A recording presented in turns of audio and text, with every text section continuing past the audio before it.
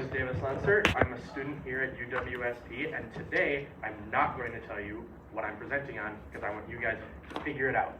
So first of all, who knows what this is? A whale. It is a dolphin, and it is a whale. Porpoise. It is considered a whale. No, it's a dolphin. Mammal. It is a mammal. All of these things are true, but this is not my animal. My animal is this one. And as you can see, very similar tail, Shark. very similar rest of the body, you know. Same fins. What is it? It is a porpoise. Does anyone know what a porpoise is? It is a whale. It is very similar to a dolphin. I like to say to them that they are dolphins. Is it a mammal? It is. It's a marine mammal. It's very similar to a dolphin, but they're dolphins that I say look like they have run into a glass wall. Kind of have no nose, no nothing going on there. This is the Yangtze finless porpoise, which means it has no dorsal fin. It's the only porpoise that has no dorsal fin on its back. And it is the only porpoise and the only porpoise of any kind in the world that lives in fresh water, almost exclusively. This animal does not leave the Yangtze River in China. And this animal is extremely threatened right now in the wild. There are probably, they think, less than 100 wild individuals left of this species. And in the past, they've just always been incredibly rare animals. They've lived in small family groups with only a couple, very few individuals, but they've lived in that river and the mouth of the river. That's it. And they were always kind of seen as these protectors of the area. The locals really loved them. They just love to talk about them, see them in the wild. They never tried to catch them, never tried to harm them. Does anyone really know, why do you guys think they're going away? Like what things are happening to them that you think could be threatening them? Global warming? Kind of, yeah, that global warming can have that heating of the water and it can hurt them. The water is being warmed? Correct, it can be. Anything else you guys think can hurt them? The other fish. Well, they can, yeah. So the reason they go into fresh water is because fresh water, contrary to popular belief, is safer than the ocean. So these animals go into fresh water and they have babies there, and they raise those babies until they're large enough to be in that family group, and then they move into the mouth of the river where it's kind of brackish water, which means that it's both fresh and salt. It's kind of not really either. And there's a way larger variety of fish species there, and there's way more food. Habitat loss is extremely huge for them. Commercial fishing, especially in China, the dredging of the water really destroys the riverbed and it really hurts the ecosystem. However, they're not as affected by commercial fishing as, say, a dolphin, because again, they're not really in the ocean where the commercial fishing, especially in China, is taking place. They're not really getting caught by bycatch that much. They're not really getting killed by fishermen by accident, run over by boats. It's just not really happening with them. The thing that really hurts them most really was built around 2006. I don't know if you guys heard about it. It was in the national news. And it was the Three Gorges Dam, built in China in 2006 and became operational in 2012. It is the largest hydroelectric dam ever built by mankind.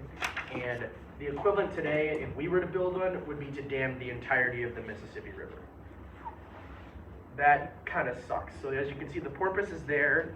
They kind of come up in and they're like, well, we need to go have our kids on the other side. We can't get through here. You can't move. You're blocked. You're done. Can't get through. There was no seaways built for the animals to go through like we have in our dams for fish and animals to move in. They just can't get through. So they're stuck, and they're forced to have their babies then closer to the river mouth where there's things like sharks, barracudas, other marine predators that can kind of make their way into the mouth. And there's a much, much lower survival rate amongst this species than almost any other marine mammal species that exists. They have a very high infant mortality rate. And there's some ways that you can prevent this. What would you guys say? How would you prevent this from happening? How would you help them? Any ways you can think of that you could help these animals? Having like areas that they can like go through to get down to the bottom of the dam. Yeah, it's been proposed, and there are some proposals right now that are going through China to try to fix that. What about the waterproof elevator? Yep, so this actually has, the thing that's unique about this dam is it does have a lock, which is different than most other dams of its size, so it's still used for shipping, but there's some people within their government that have really been trying to push that back, saying that the lock is enough, why should they spend money to build up this extra piece of this when they just built it, they don't need to get rid of it. Obviously, the biggest thing you could do would just be to get rid of the dam. Build a smaller one somewhere else, connect it to other rivers, go to different sources of power, but that's not even close to being considered. They really don't want to blow it up and remove it because it costs so much money.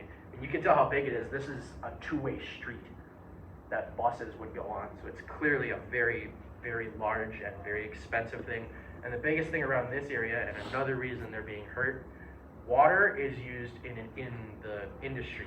So when they make electronics especially, you need a lot of fresh water for screens and for coolant systems and things like that. So this dam provides power and water to those places, which causes extreme water pollution. And obviously, again, it just blocks them. They can't go to where they need to go to do what they need to do. The good news is there is a small group of people within the Chinese area here that have been working on a captive breeding program and rehabilitation for animals that have been trapped or caught or hurt, because it does still happen sometimes, and every individual is extremely precious to them. They have a very low gene pool, and there is talks of cloning them, just like they do with some other species, just to help build the numbers up a bit and put some more genetic diversity into the group, because, as I said again, it's extremely, extremely low. And the likelihood for the future is not looking real bright, even if these animals are protected, even if a ton of money is thrown into these programs, these rescue missions, these groups, there's just not a lot of them left, and there's a very low likelihood that they can live to be a very, very long time. And part of the reason that's extremely sad too for the people, and this is an animal that's kind of a wake-up call very recently for China, is this is that river's keystone species, which means that this species' health directly represents the health of that river system. Similar to how we have like the American paddlefish for the Mississippi. When this animal's hurting, the river's hurting. And people are seeing now that this animal that they've known for hundreds of years, it used to be a symbol of wisdom, a symbol of grace, basically gone. No one sees them anymore. If you do see them in the wild, you're seeing two, a mother and a calf usually. You're never seeing those larger family groups that you used to see, and it's just incredibly sad. And what I want to leave you with today is knowing that these animals and others like them, these keystone species, are extremely, extremely important. They must be protected, and you can protect them.